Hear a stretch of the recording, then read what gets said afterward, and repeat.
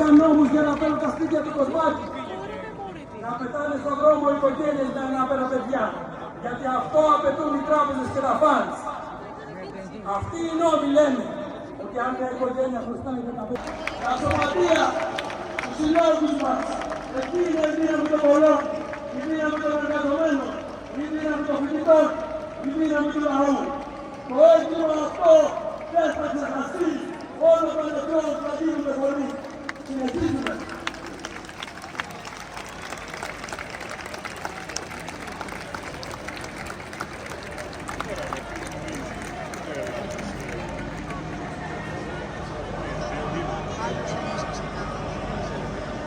Το έγκλημα αυτό δεν θα ξεχαστεί.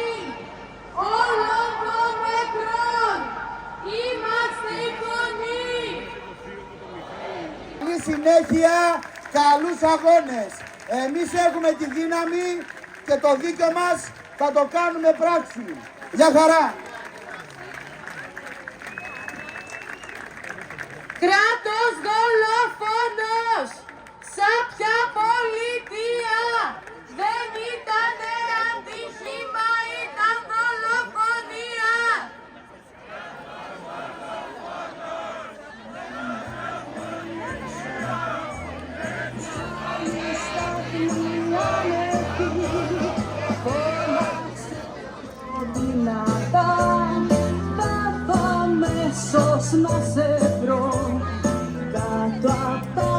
Που τεμάχισαν, υποστελέχωσαν και διάλυσαν τον σιδηρόδρομο.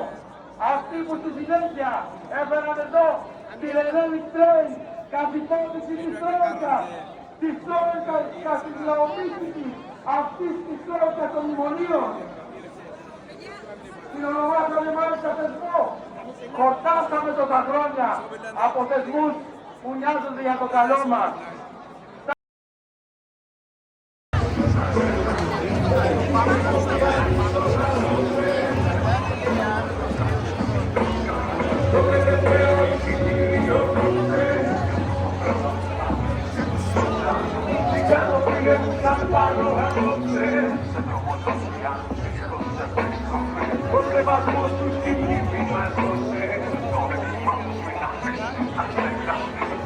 Μεγάλο το κακό και το καλό είναι λίγο.